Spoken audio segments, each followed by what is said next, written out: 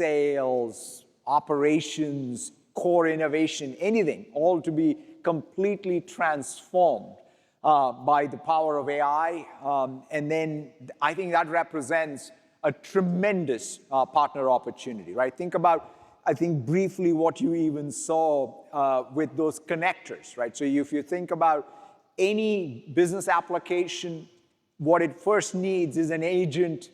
That agent then docks with Copilot, then enabling more usage of that business application in some sense. And then slowly you can start, then you connect it even to the code-first approach, right? One of the most exciting announcements today was the AI Foundry inside of Azure to be able to help you build code-first agents where you now are composing even the business logic that spans multiple SaaS applications or LOB applications. So that ability to take your app server, your data, and then your dev tools on one end to build sophisticated agents, have those agents dock with Copilot, and then get that deployment going is the opportunity from a platform perspective, hopefully you see.